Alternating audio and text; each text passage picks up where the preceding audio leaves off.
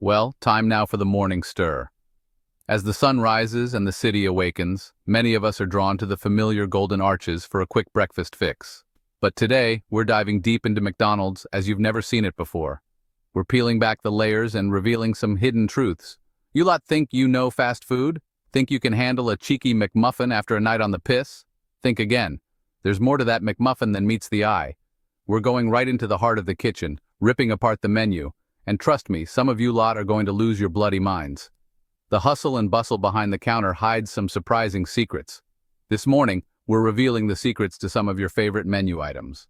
From the iconic Big Mac to those crispy fries, there's more than meets the eye. And if McDonald's workers refuse to eat certain meats, there's a reason. These employees see it all, and their choices can be quite telling. Some things sit too long, others aren't what they seem, and a few might make you question your life choices. Imagine biting into a burger that's been sitting out for hours. Not so appetizing, is it? So before your next order, let's talk about the meats you should absolutely avoid. It's not just about taste, it's about what goes into these products and how they're handled. First up, the breakfast sausage. While it might be tempting to grab an Egg McMuffin or a sausage biscuit, you might want to think twice. The sausage patties are often pre-cooked and then reheated, which can lead to a less than fresh taste and texture. Next, let's talk about the chicken nuggets. These little bites of joy are a favorite among kids and adults alike. But did you know they're made from a blend of chicken parts, including some you might not expect? Plus, they can sit under heat lamps for a while, losing their crispiness. And then there's the filet-o-fish. This sandwich has a dedicated following, but the fish used is often frozen and then fried, which can affect the overall quality and taste. If you're a seafood lover, you might want to skip this one. Finally, let's not forget the regular beef patties. While McDonald's has made strides in improving their beef quality, some locations might not follow the same standards, leading to inconsistencies in taste and texture. Always be cautious and know what you're getting. So next time you're at the drive-thru, take a moment to consider your options. Not all meats are created equal, and some might be better left off your tray. Make informed choices and enjoy your meal without any regrets. Remember, knowledge is power. By knowing what to avoid, you can still enjoy your favorite fast food without the hidden surprises. Stay savvy, stay informed, and most importantly, stay satisfied. The McRib. It's back, it's gone, it's back, well, you get the picture. This elusive sandwich has become somewhat of a cult favorite, popping up on the McDonald's menu seemingly at random, causing a frenzy every time it does. But have you ever wondered why it keeps disappearing and reappearing? There's more to this story than meets the eye. This on-again, off-again love affair with a processed pork patty should tell you something's not quite right. The McRib's mysterious comebacks are not just a marketing ploy, they hint at something deeper, something that might make you think twice before taking that first bite. First off, the McRib isn't exactly swimming in real meat. What you're biting into is a concoction of various pork parts, not a solid piece of meat. It's a blend of different cuts, all mashed together to form what looks like a rib. It's more like a science experiment gone wrong, held together with something called restructured meat technology. This process involves taking smaller pieces of meat and binding them together using various additives and enzymes. Yeah, that's a fancy way of saying meat glue. This technique allows manufacturers to use every last bit of the animal, ensuring nothing goes to waste. But it also means you're eating a product that's far from natural. They take all the scraps, the bits no one wants, mash them up with water, salt, and a load of other stuff you wouldn't believe, like preservatives and flavor enhancers.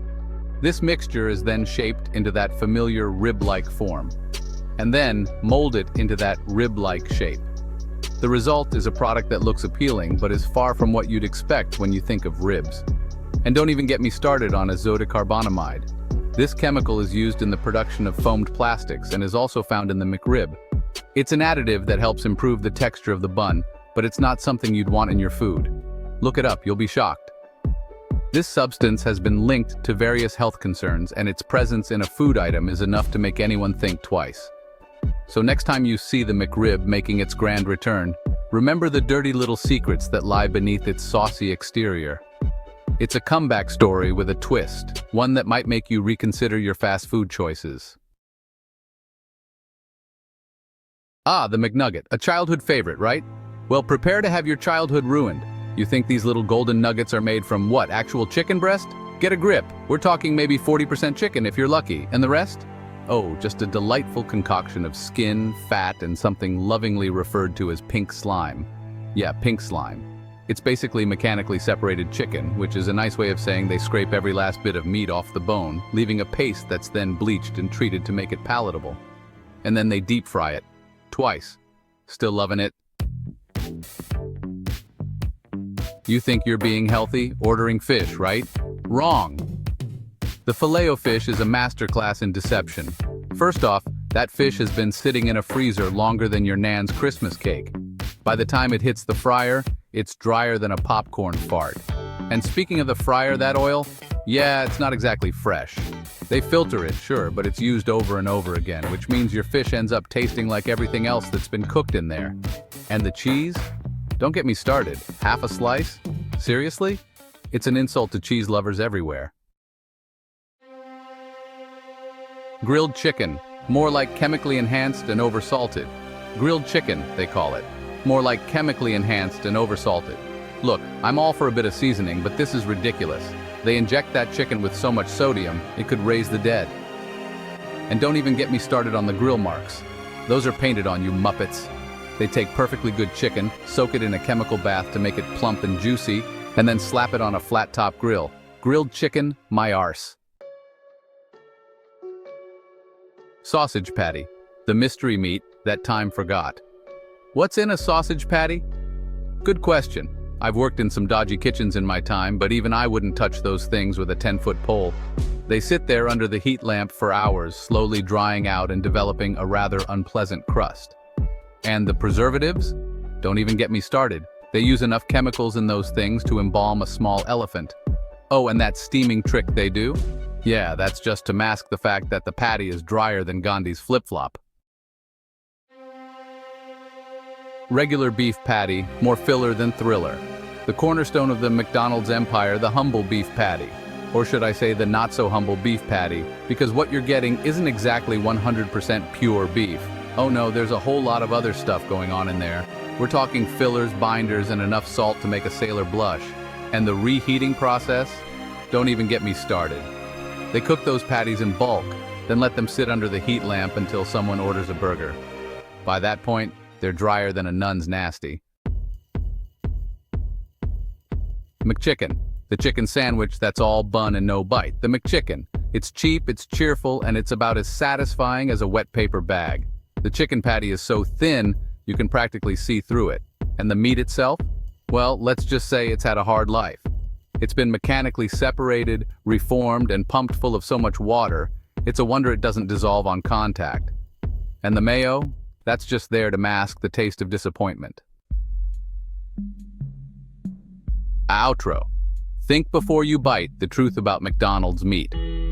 Looking back at all 7 warnings about McDonald's meat, one thing becomes clear. What you order isn't always what you think you're getting. The allure of fast food is undeniable. It's quick, convenient, and often hits the spot when you're in a rush or craving something indulgent. But have you ever stopped to think about what really goes into that burger you're about to devour? The truth might surprise you. It's like online dating. The profile pictures look amazing, but reality can be a bit disappointing. The glossy advertisements and perfectly styled photos make the food look irresistible, but the actual product often falls short. This discrepancy isn't just about aesthetics.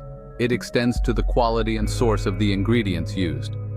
Many fast food chains, including McDonald's, have faced scrutiny over the years regarding the origins and processing of their meat.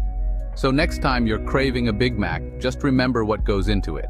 The beef patties, for instance, are often sourced from large-scale industrial farms where the focus is on quantity over quality. These farms may use practices that are far from the idyllic images of cows grazing in open fields. Instead, the reality can involve crowded feedlots and the use of antibiotics to promote growth and prevent disease in such conditions. You might want to think twice before you take a bite. It's not just about the meat itself, but also the additives and preservatives used to keep the food looking fresh and tasting consistent. These chemicals can have long-term effects on your health, contributing to issues like obesity, heart disease, and other chronic conditions. The convenience of fast food comes at a cost, and it's important to be aware of what you're putting into your body. And if you're looking for some truly delicious and nutritious food, don't forget to check out the book by Claude Davis about 1226 superfoods and preservation methods from crisis times in the description below.